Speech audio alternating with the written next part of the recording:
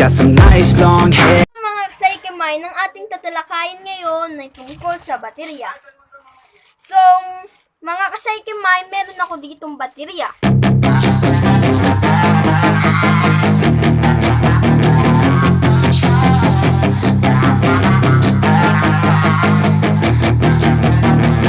Yeah, she's got some nice long. Isa pong paalala, hindi po ito laruan.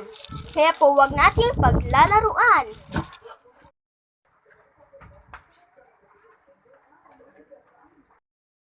So, mga kasaykimay, ang ating tatalakayin ngayon ay tungkol sa battery.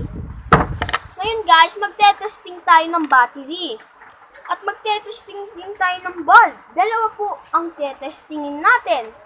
At ngayon po, mga kasaykimay, titignan natin kung gumagana ba itong battery at yung ilaw. So, bago po yan, huwag niyo po kalimutan mag-subscribe. Yun. So guys, tuturuan ko muna po kayo kung paano ikabit yung bulb dito.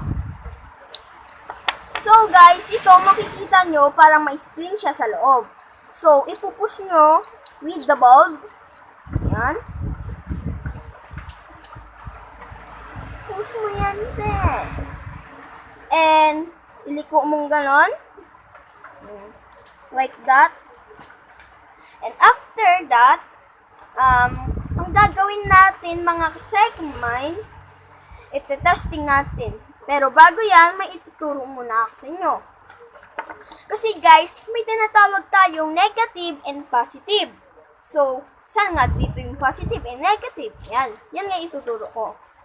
So guys, itong red yung positive. At itong black yung negative. Dito naman, ito yung positive, ito yung negative.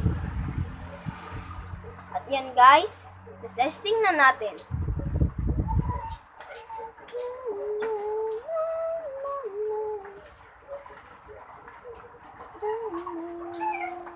Yan. Umilaw siya guys, so hindi siya sira. Yan. At ito po guys ay JV3LBS, the battery. Pang motor po siya. Nakalagay po sa karton niya na number 1 selling motorcycle battery in Thailand. Okay. And guys, yon, umilaw po yung bumbilya. Ibig sabihin po, ayos po yung battery at yung bulb natin. At guys, shoutout muna tayo. Shoutout po sa Palganas Clan at sa mga kaibigan ko dyan. At lalo na po sa mga subscribers ko dyan, sa mga kasaykimay. At yun lang po mga kasaykimay. Don't forget to like, share, subscribe, and click the notification bell para updated kayo lagi sa aking mga next video. See you! Bye!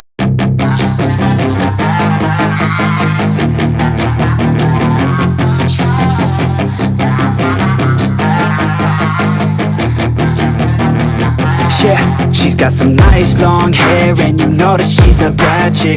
All the boys stare, can't help it, it's a habit. Clothes that she wears, short skirt and a jacket. I just wanna get